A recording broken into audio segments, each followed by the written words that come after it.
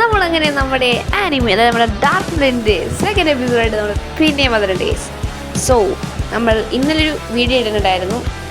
ഞാൻ പറഞ്ഞു പറയാം, ഒരു ആനിമി ഞാൻ ക്രിയേറ്റ് ചെയ്തിട്ടുണ്ട്. സോ അതൊന്ന് എക്സ്പ്ലെയിൻ ചെയ്ത് എൻ്റെ ചാനൽ ഇടാമെന്ന് വിചാരിച്ചു. സോ ഇന്നലത്തെ വീഡിയോക്ക് അങ്ങനെ അധികം സപ്പോർട്ടൊന്നും കിട്ടിയില്ല. എന്നാലും നിങ്ങൾക്ക് സപ്പോർട്ട് ചെയ്യുന്ന വിശ്വാസത്തിലാണ് സെക്കൻഡ് എപ്പിസോഡ് ഇടുന്നത്. സംഭവം ഞാനായിട്ട് തന്നെ ഉണ്ടാക്കിയതുകൊണ്ട് ചെറിയ ചെറിയ മിസ്റ്റേക്സ് ഉണ്ടെന്ന് എനിക്ക് ഇന്നലെ തന്നെ വീഡിയോ കണ്ടപ്പോൾ തന്നെ മനസ്സിലായി. എന്നാലും പിന്നെ ഞാൻ വിട്ടുകൊടുക്കാൻ തയ്യാറില്ലാത്ത പിന്നെയും ഇടാൻ ശ്രമിക്കുകയാണ്. സോ ഇന്നാണ് നമ്മുടെ സെക്കൻഡ് എപ്പിസോഡ്. സോ ഇന്നത്തെ കാര്യം നമ്മൾ കുറച്ചുകൂടി പെർഫെക്റ്റ് ആക്കാൻ നമ്മൾ ശ്രമിക്കുക. പിന്നെ നമ്മൾ ആ ഇൻട്രോ സീനും കൂടെ എടുത്ത് കളഞ്ഞിട്ടുണ്ട്. ഇൻട്രോ സീൻ കൊള്ളത്തില്ലെന്ന് എനിക്ക് മനസ്സിലായി. സോ ഞാൻ ഇൻട്രോ സീനും എടുത്ത് കളഞ്ഞിട്ടുണ്ട്. നമ്മൾ ആദ്യം കണ്ടത് നമ്മുടെ ഇൻട്രോ സീൻ എന്ന് പറയുന്നത്. സോ ഇന്നലത്തെ ഒരു റീക്യാപ്പ് ഞാൻ ചെറുതായിട്ട് തരാം. നമ്മുടെ ഫുഷ്റോനീച്ച് എന്ന് പറയുന്നൊരു ക്യാരക്ടർ, അവനാണ് നമ്മുടെ നായകൻ. ഐസൺ എന്ന് പറയുന്നൊരു ക്യാരക്ടർ, അവനാണ് നമ്മുടെ വില്ലൻ. പിന്നെ റാം എന്ന് പറയുന്നൊരു ക്യാരക്ടർ നമ്മൾ ഇന്നലെ ഇൻട്രൊഡ്യൂസ് ചെയ്തിട്ടുണ്ടായിരുന്നു. പിന്നെ ഇതുവരെ ഒരു അൺനോൺ ഡിസീസ് ഉള്ളൊരു ക്യാരക്ടറാണ് ഫുഷ്റോനീച്ചൻ. അവൻ സയൻസ് പഠിച്ചുകൊണ്ടിരിക്കുന്നുണ്ട്. അവൻ്റെ എക്സ്പെരിമെൻ്റ് എല്ലാം നടത്തി അവനൊരു മരുന്ന് കണ്ടുപിടിക്കുന്നു. അവൻ്റെ ബോഡിയിൽ ഇഞ്ചെക്റ്റ് ആണ് അവൻ്റെ അസുഖം ക്യൂർ ആവുന്നു. പക്ഷേ അവൻ അറിയാത്തൊരു സൈഡ് എഫക്റ്റ് അടിക്കുന്നു. അവൻ ഹോസ്പിറ്റലിൽ പോകുമ്പോഴത്തേക്കും അവനൊരു ആളെ കണ്ടുമുട്ടുന്നു. അവന് ബ്ലഡ് കൊടുക്കുന്നു ഒരു ആക്സിഡൻറ്റ് മൂലം. ആ സമയത്ത് അവൻ്റെ അതേ പവേഴ്സ് നമ്മുടെ വില്ലനായ ഐസണും പോകുന്നു. പിന്നെ നായകൻ്റെ വില്ലൻ്റെ പവർ ആക്ടിവേഷനും പിന്നെ റാമിനെ ഇൻട്രൊഡ്യൂസ് ചെയ്തായിരുന്നു നമ്മുടെ ഇന്നലത്തെ എപ്പിസോഡ് എന്ന് പറയും. സോ ഇന്ന് നമ്മൾ പുതിയ എപ്പിസോഡ് സ്റ്റോറിയിൽ ബാക്കി എന്തൊക്കെയാണ് നടന്നതെന്നാണ് അവിടെ ഇന്ന് ഡിസ്കസ് ചെയ്യാൻ പോകുന്നത്. So let's start. തുടക്കം ഒരു ജപ്പാനിലെ ഒരു പാർക്കാണ് കാണിക്കുന്നത്. അവിടെ ഇരിക്കുന്ന രണ്ട് കുട്ടികളെയാണ് കാണിക്കുന്നത്. ഒന്നാമത്തേത് ഫുഷ്റോനീച്ചിനും രണ്ടാമത്തേത് റാമും. രണ്ടുപേരും കൂടി ഇന്ന് ഫുഷ്റോനീച്ചിൻ ക്ലാസ്സിൽ കാട്ടിക്കൂട്ടിയ കാര്യങ്ങൾ ഡിസ്കസ് ചെയ്തുകൊണ്ടിരിക്കുകയാണ്. റാമും ഫുഷ്റോയും കൂടി. അതിൽ ഫുഷ്റോ ചോദിക്കുകയാണ്, ഇന്ന് എന്താണ് ഞാൻ ക്ലാസ്സിൽ കാണിച്ചത്? അപ്പോൾ റാം ദേഷ്യപ്പെട്ട് ചോദിക്കുകയാണ്, അത് ഞാൻ നിന്നോടല്ലേടാ ചോദിക്കണ്ടേ, നീ എന്തോ ഇന്ന് ക്ലാസ്സിൽ കാണിച്ചു വെച്ചത്? എടാ ഇന്ന് എന്താ നടന്നത് എനിക്കൊരു പിടിയുമില്ല. ഞാൻ എന്താ ക്ലാസ്സിൽ കാണിച്ചു വെച്ചത്, അവൻ എങ്ങനെ എഡിറ്റ് ചെയ്യുന്നു എനിക്കൊരു ഐഡിയ ഇല്ല. നിനക്ക് വല്ല അറിയാവാ? എനിക്കെങ്ങനെ അറിയാനാ, നീ അല്ലേ അടിച്ചത്? നീ വലിയ കാര്യത്തോടെ ഷോ കാണിക്കുന്നുണ്ടായിരുന്നു സ്കൂളിൽ വെച്ചത്. എന്നിട്ട് നിനക്കൊന്നും അറിയത്തില്ലേ? എടാ അത് പിന്നെ സ്കൂളിൽ അവനെയൊക്കെ പോലെ ഒരാളിടിക്കണമെന്ന് പറയുമ്പോൾ ഭയങ്കര സീനില്ലേ. എന്നാലും അവൻ തീർച്ച അവിടെ പോയി കിടന്നില്ലേ, അതെങ്ങനെയാ? എനിക്കറിയാൻ പാടില്ല. പക്ഷേ ഞാനൊരു കാര്യം ചോദിച്ചോട്ടെ, നിനക്ക് നിൻ്റെ ബോഡിയിൽ ഇപ്പം വല്ല മാറ്റം തോന്നിക്കുന്നുണ്ടോ? ലൈക്ക് മസിലൊക്കെ ഒന്ന് കുറച്ച് സ്ട്രോങ് ആയതുപോലെ. അപ്പോൾ ഫുഷറോ പറയാണ്, എന്തൊക്കെയോ ഫീൽ ചെയ്യുന്നുണ്ട്, പക്ഷേ അതൊക്കെ ഞാൻ വിട്ട്. അങ്ങനെ വിട്ടേങ്ങനെ ശരിയാവുക?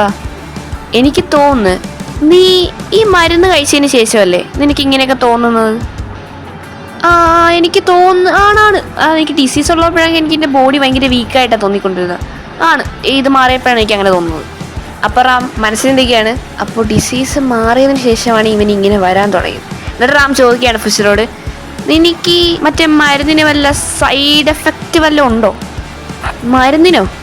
മരുന്നിന് സൈഡ് എഫക്റ്റ് എനിക്കതിനെക്കുറിച്ചൊന്നും അറിയില്ല. ഞാൻ എങ്ങനെയല്ല എൻ്റെ അസുഖം ക്യൂറാക്കാൻ മാത്രമേ നോക്കിയിട്ടുള്ളൂ.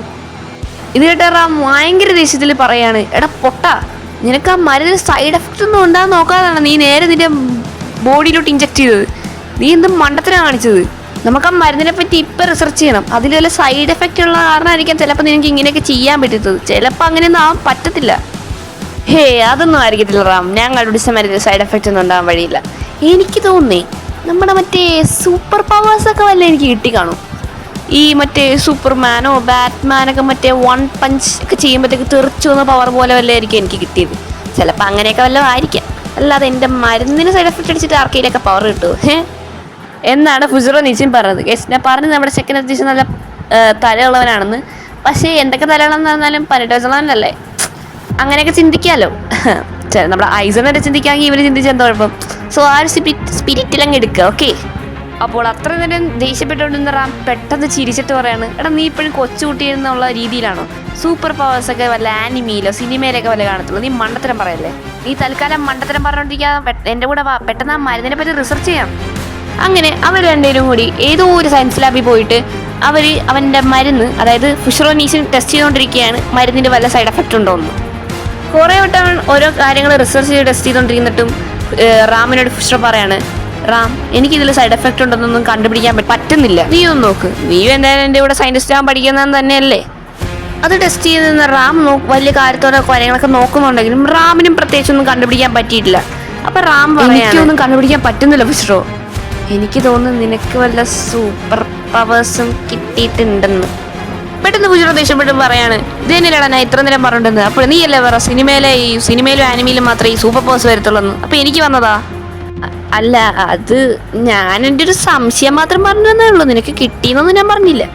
എന്നിട്ട് ഫുജിറോ ചോദിക്കുകയാണ് അതെന്തെങ്കിലും ആട്ടെ, ഈ സൂപ്പർ പവേഴ്സ് ഒക്കെ ഉണ്ടെങ്കിൽ ഞാൻ ഇതൊക്കെ എങ്ങനെ പുറത്തെടുപ്പിക്കുമോ? അതൊന്നും എനിക്ക് അറിയത്തില്ല. അല്ല, അപ്പം നീ ഇന്ന് പുറത്തെടുപ്പിച്ചതാ? എടാ അതല്ലേടാ ഇത്ര നേരം ഞാൻ പറഞ്ഞിട്ടുണ്ടെന്ന് എനിക്ക് അറിയത്തില്ല എന്ന്. ഓ, ഇത് ശരി കോംപ്ലിക്കേറ്റഡ് ആണ്. എനിക്ക് തോന്നുന്നു നിനക്ക് നല്ലൊരു ട്രെയിനിങ് വേണമെന്ന് തോന്നുന്നു നിന്റെ സൂപ്പർ പവേഴ്സ് ആക്ടിവേറ്റ് ചെയ്യാൻ. ട്രെയിനിങ്ങോ? എന്ത് ടൈപ്പ് ട്രെയിനിങ്?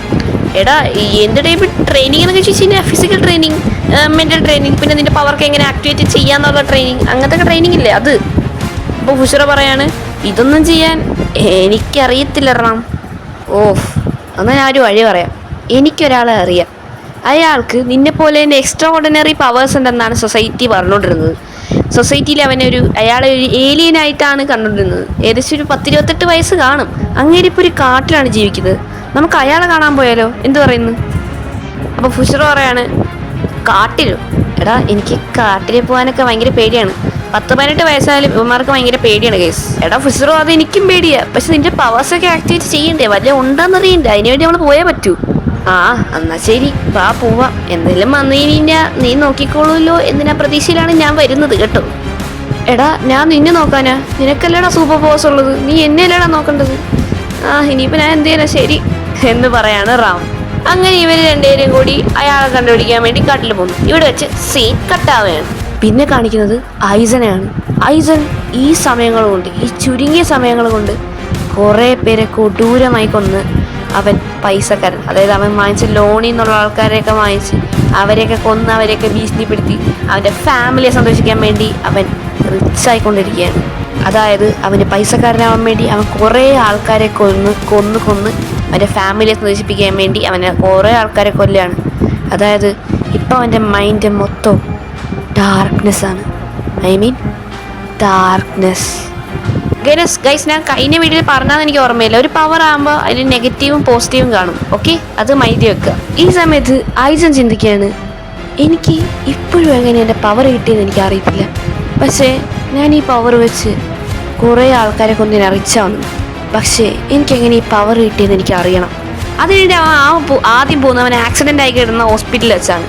ആ ഹോസ്പിറ്റലിൽ വെച്ച് എന്തെങ്കിലും നടന്നതാണോ എന്നറിയാനാണ്. ഹോസ്പിറ്റൽ ആക്സിഡൻറ്റിന് ശേഷമാണല്ലോ ഇവന് ഈ പവറൊക്കെ കിട്ടിയത്. അത് അറിഞ്ഞുകൊണ്ടാണ് അവൻ പോകുന്നത്. അവൻ നേരെ ചെന്ന് ഹോസ്പിറ്റലുകാരോട് ചോദിക്കുകയാണ് അവനൊന്ന് ആക്സിഡൻ്റ് ആയി കിടന്നപ്പോഴത്തേക്കും, അതായത് അവനൊന്ന് ആക്സിഡൻ്റ് ആയ സമയത്ത് ആരാണ് അവന് വേണ്ടി ബ്ലഡ് ഡൊണേറ്റ് ചെയ്തതെന്ന് ചോദിച്ച്.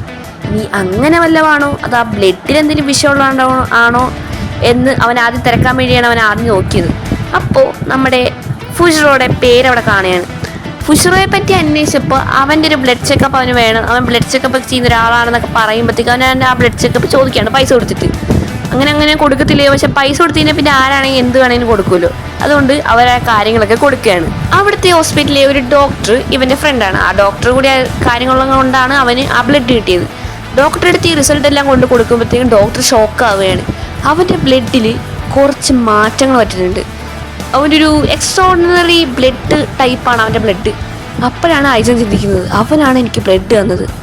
അപ്പോൾ എനിക്ക് തോന്നുന്നു അവൻ വഴിയാണ് എനിക്ക് പവേഴ്സ് കിട്ടിയതെന്ന് ചിന്തിക്കുമ്പോഴത്തേക്കും നമ്മുടെ ഡോക്ടർ ചോദിക്കുകയാണ് ഐസൻ നിനക്കല്ലേ അവൻ ബ്ലഡ് തന്നത് എന്ന് ഐസനോട് ചോദിക്കുകയാണ് ഡോക്ടറിൻ്റെ പേരാണ് മിൻഫഹദ്. അപ്പോൾ മിൻഫഹദിനോട് ഇവൻ ചോദിക്കുകയാണ്, നമ്മുടെ ഐസൻ പറയുകയാണ് അല്ല ബ്ലഡ് തന്നത് അവനാണെങ്കിലും പക്ഷേ എനിക്ക് ആ ബ്ലഡ് ടൈപ്പ് ഒന്നും കിട്ടിയിട്ടില്ല എന്നും പറഞ്ഞ് ഐസൻ ദേഷ്യപ്പെട്ട് അവൻ പുറത്തോട്ട് ഇറങ്ങിയാണ്. സംഭവം എന്താ വെച്ച് കഴിഞ്ഞാൽ നമ്മുടെ ഐസൻ്റെ മൈൻഡ് മൊത്തം ഇപ്പോൾ ഡാർക്ക്നെസ് ഉണ്ട് മൂടിയിരിക്കുകയാണ്. അവന് അക്സെപ്റ്റ് ചെയ്യാൻ പറ്റുന്നില്ല അവന് ഫുജിറോ വരെയാണ് പവർ കിട്ടിയതെന്ന് അവന് അക്സെപ്റ്റ് ചെയ്യാനേ പറ്റുന്നില്ല. കാരണം അറിയാമല്ലോ നമ്മുടെ വില്ലൻസിനൊന്നും നായകന് വഴി പവർ കിട്ടിയാന്ന് പറഞ്ഞു കഴിഞ്ഞാൽ വിശ്വസിക്കാൻ അല്ല അക്സെപ്റ്റ് ചെയ്യാൻ പറ്റത്തില്ല. എൻ്റെ ഒരു ക്യാരക്ടർ എന്തായാലും അക്സെപ്റ്റ് ചെയ്യാൻ പറ്റത്തില്ല. അവനായിട്ട് തന്നെയാണ് പവർ കിട്ടിയത്. അതായത് വേറൊരുത്തിൻ്റെ ഹെൽപ്പ് കൊണ്ടല്ല അവന് പവർ കിട്ടിയത്. എൻ്റെ ക്യാരക്ടറിന് അത് അക്സെപ്റ്റ് ചെയ്യാൻ പറ്റത്തില്ല. സംഭവം അതാണ്. ഐസൻ അവിടെ നിൽക്ക്. ഡോക്ടർ പറയാണ് അവൻ്റെ ബ്ലഡ് ഒന്ന് ടെസ്റ്റ് ചെയ്യാൻ വേണ്ടി നീ പറഞ്ഞില്ലായിരുന്നോ? ഞാൻ ടെസ്റ്റ് ചെയ്ത് നോക്കി. അവൻ്റെ ബ്ലഡിൽ ഒരു എക്സ്ട്രാ ഓർഡിനറി പവേഴ്സ് പോലെ ഒന്ന് റിയാക്ട് ചെയ്യുന്നുണ്ട്. അപ്പോൾ നിനക്കും എന്ന് പറയുന്ന സ്പ്ലിറ്റ് സെക്കൻഡിൽ ഡോക്ടർ വടിയാവുകയാണ്. ഞാൻ പറഞ്ഞല്ലോ നമ്മുടെ ഐസൻ്റെ മൈൻഡ് മൊത്തം ഇപ്പോൾ ഡാർക്ക്നെസ് ആണ്. അവൻ്റെ സ്വന്തം ഫ്രണ്ടിനെ പോലെ അവനൊരു ഒന്നുമല്ല. അവൻ്റെ ഫാമിലി മാത്രമാണ് അവന് ഇമ്പോർട്ടൻ്റ്. ഫ്രണ്ടും ഒന്നുമല്ല, കസിനും ഒന്നുമല്ല. അതും ഒരു ഒച്ച പോലും കേൾക്കാതെ അവൻ കൊന്നതാണ്. അതിൻ്റെ അർത്ഥം അവൻ്റെ പവേഴ്സ് കറക്റ്റായിട്ട് യൂസ് ചെയ്യാൻ പഠിച്ചിരിക്കുന്നു, വിതൗട്ട് എനി വൺസ് ഹെൽപ്പ്.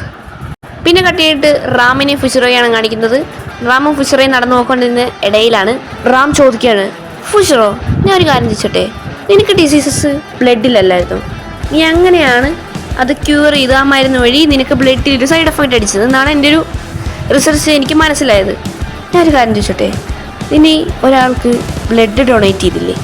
അതെ, ഞാൻ ഡൊണേറ്റ് ചെയ്തിരുന്നു. അത് പിന്നെ എൻ്റെ ഡിസീസ് മാറിയപ്പോഴത്തേക്കും ഒരു നല്ല കാര്യം ചെയ്യണമെന്ന് വെച്ചാൽ ഡൊണേറ്റ് ചെയ്തത്.